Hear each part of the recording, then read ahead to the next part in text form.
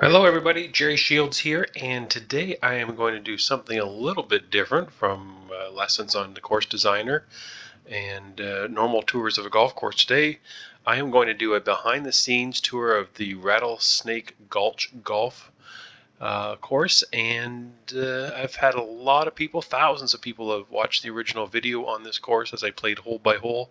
Today we are going to go through and see some of the unknown details about this course and show you a little bit of what's going on. First off, when I give you that big long viewpoint, you can see that the way the course designer put this course in was this one little square in the middle of this really interesting valley that has a lot of mountains all the way around it. And you can see that when I built the course, I tucked it inside this little area that you don't even realize that that's what's going on when you're playing the course. So that's the first thing. So we will end at the clubhouse for the tour, but we'll start off when you come up from the clubhouse. One thing you don't see on the course is the driving range facility. You can see here that we have a couple golf carts parked with a range and a ball picker and a little rain shelter and even a couple lights there, and an interesting range because you can tee off there and you're playing out about 300 yards to a rock wall. So if you hit a ball too far in this range, it just might come back to you. So we head down to the first hole. One thing interesting about the first hole that you can't tell when you play the course or tour it is that originally this had a split fairway. A second fairway went down onto this side of number one and gave you an option to play from a lower position up to the green. I took it out because, first of all, it was unrealistic that we'd have that much fairway on a hole. That's a lot to maintain. But second of all, it was very difficult to play from that bottom part since you're playing uphill to begin with, and there was no strategic advantage in playing on that part of the fairway, so I simply took it right out. Number two is pretty interesting. First of all, it is a par 3 that goes uphill, and you can't see the green surface from the tee decks. When this hole was originally built, I built some rocks in the leading edge of the green, right about in this area here. There were actually some rocks where the bunker was below a shelf of rock. I took that out as well.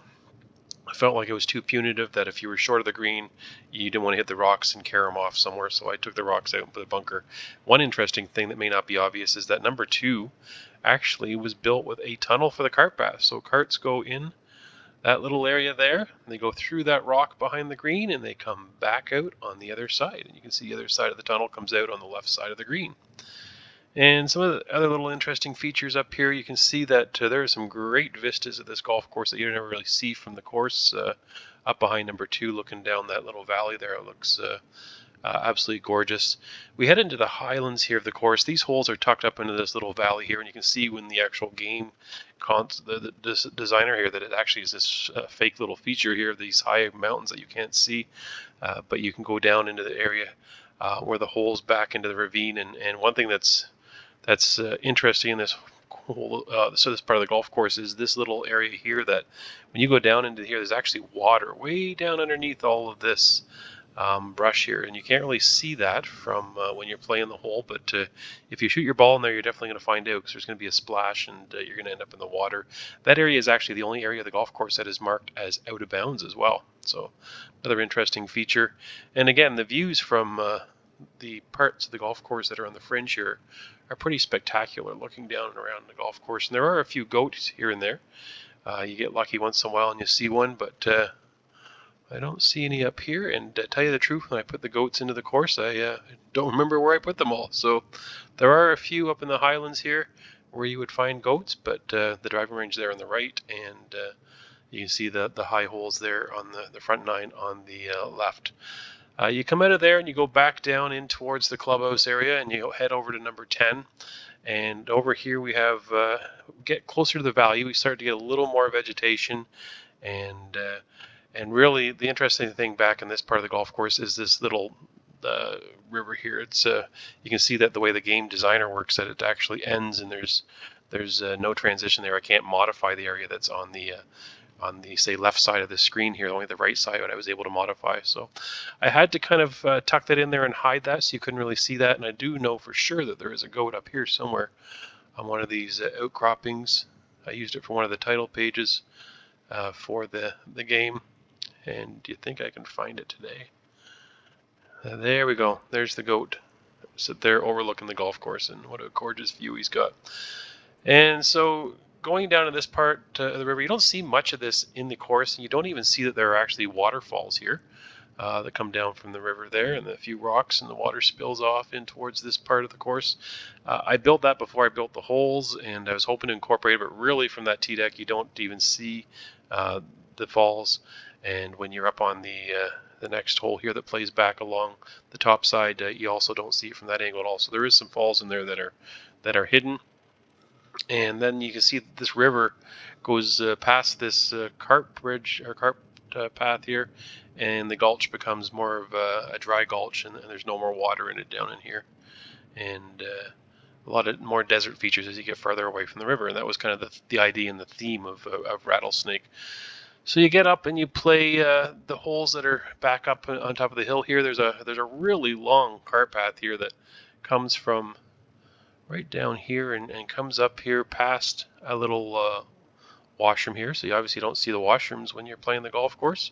And then you can see that climbs up further still, and there's a bit of a rain shelter and somewhere to get a drink of water, because it's a long climb up this hill. And then finally you get up to the top of this reachable floor, and you get another view across the course. So it's interesting just to note that when you're building the course, you want to keep an eye on your sight lines in the distance. Like I said, you can't tell that this is what it looks like on the other side. If you could see that, you'd think the course looks totally unrealistic, but you never get a glimpse of that part of the course. And back up and over through here, I believe there is a little more wildlife. On the 18th tee here, we got another rain shelter and an area to grab a drink as well. Cart paths and carts are plugged in all over. I do believe that there's another herd of goats somewhere up in the hills here, but again, they may have decided to hide for now. But and then playing down 18. 18 was an interesting hole to design. In fact, I've seen some people play this hole and they tee off and they look out and they land and they say, "Where is the green?" There's no obvious spot for the green, and then you have to take a look to the right, and the green pops up across the ravine.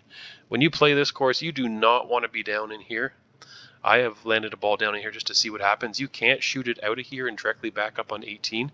You have to actually play this hole up this little cart path. And you can see there's some benches there for when you do that and you get tired, and you'd even stop and get a little bit of water here before you make the little switch back, and you come back up and there's another bench to have a rest, and finally come back up. But if you play this ball into that ravine, you are going to have a trip to get back up to the 18th green. And if you've ever landed in the bunker in front of 18, you can see there's the rattlesnake for Rattlesnake Gulch that is sitting there waiting to get you, so you don't want to be in that bunker. And the last thing I built was the clubhouse facility here. You actually come off the 9th green on this side here. As you come off the 9th green, you come into the back of the clubhouse here, a little back entrance way, a water cooler there. This is a bit of a barn here for storing golf carts. You can see it's actually been built into the side of the hill, which I thought was kind of an interesting feature. You got the back side of the clubhouse that you don't see too often from the golf course. A couple carts packed up here, ready to go. And then you take your way back off to 10, or you make a right turn and you head up to the driving range again. So that is Rattlesnake Gulch, a little bit behind the scenes for those that watch the first part of the video. The only thing missing from this, from some of you that may have seen some other golf courses, I did not put a maintenance facility or even a road or a parking lot to go with that clubhouse. So I would say that is probably the most unrealistic part of this golf course, is that there is no way for people and cars to actually get to the clubhouse and play golf here. So I had played with the idea of bringing something in from the top of the gulch here. But I just couldn't find a way to make it work with these holes that it looked realistic and didn't interrupt the flow. I could have brought a road in along the dry gulch there and up into the clubhouse here between 9 and 18. But the idea of a dry gulch is that when there is the rare thunderstorm in the desert, water comes flying down there, and it wouldn't be a very practical spot for a road. So I hope you enjoyed the video. If so, subscribe there, or give me a like, or if you have more questions about Rattlesnake Gulch, it was a fascinating course to build.